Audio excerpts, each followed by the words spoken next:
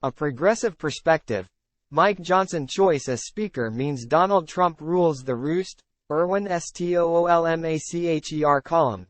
It has been widely reported that Democrats made numerous attempts to strike a deal with moderate Republicans in the House to support a less destructive non-MAGA-leaning candidate for Speaker. Their low bar requirement was that the candidate accept the results of the 2020 presidential election and bring to the floor an up or down votes on funding for the war in Ukraine, additional military support for Israel, and extending the debt ceiling. The Republicans repeatedly rejected these attempts at striking a compromise. The handwriting was on the wall with regard any possible coalition with moderate Republicans when die-in-the-wool conservative Tom Emmer failed to get the support of MAGA Republicans because he voted to certify the 2020 election, and former President Trump put the kibosh on his candidacy by indicating that he wasn't MAGA. Hard-right Republicans turned to blank slate candidate, evangelical Christian conservative Representative Mike Johnson of Louisiana. Johnson was a second-tier backbencher with less than 8 years in the House.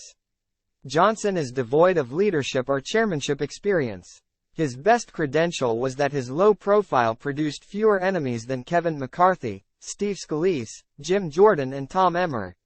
If Mr. Johnson has a reputation at all, it is as a savvy and smooth constitutional lawyer who wrote a brief offering a legal justification for trying to overturn the 2020 election and served as a defender of President Donald J. Trump against impeachment, according to a news analysis by the New York Times.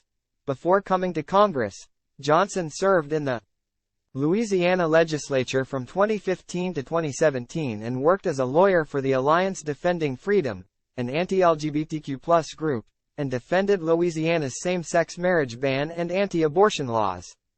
During his brief tenure in the legislature, he introduced several religious freedom bills. When he married in 1999, he and his wife agreed to a contract or covenant marriage, a conservative Christian idea popular in some states that makes it harder to divorce and requires counseling before doing so.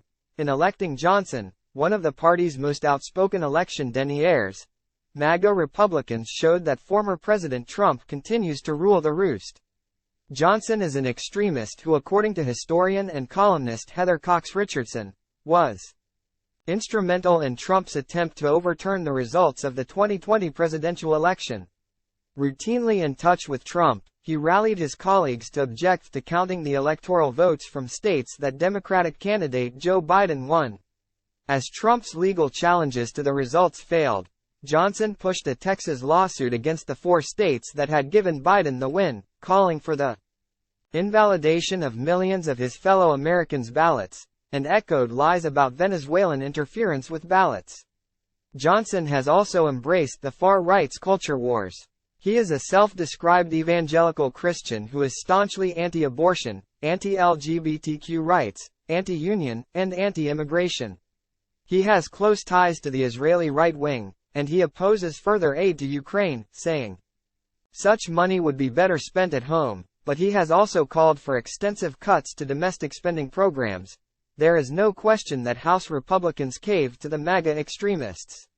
Representative Matt Gaetz is totally correct when he claimed in an interview with Steve Bannon that MAGA is ascendant, and if you don't think that moving from Kevin McCarthy to MAGA Mike Johnson show the ascendance of this movement, and where the power of the Republican Party truly lies, then you're not paying attention. There is no question that Mike Johnson is far more conservative on a whole host of issues than ousted Speaker Kevin McCarthy. MAGA Republicans nowadays are the anti-party seeking to fervent discord and chaos. They are prepared, along with former President Trump, to make the 2024 election a referendum on a whole host of cultural issues. In addition, they will increasingly tend toward isolation ISMS, with the exception of supporting Israel because evangelicals believe the State of Israel is the fulfillment of the biblical prophecy that would bring about Christ's return. They would prefer spending money on sealing our border rather than intervening on behalf of our allies and defending democracy around the world. The die has been cast. The Republican Party is willing to play a hand that includes a presidential candidate who is involved in multiple trails involving criminal behavior and inciting an insurrection and a House Speaker who is fervently anti-abortion and who backed the former president's effort to overturn the election. I believe the choices we will make in 2024 election the most crucial in our nation's history because the gap between the two parties and our people on a plethora of issues is the widest it's ever been. And the depth of the division is deeper and more fundamental than at any time in my life. Yes, the country was divided during the Vietnam War and between 20,000 to 30,000 fled to Canada to avoid the draft, but the divisions was over a single action of our government. The division was not over whether the fundamental principles of our democracy would continue or whether they would be thwarted by an autocrat leader who'd prefer to eliminate the checks and balances of democracy and circumvent the rule of law. It is time for responsible people of both political parties to stand up to nihilism and Trumpism before it is too late for our democracy.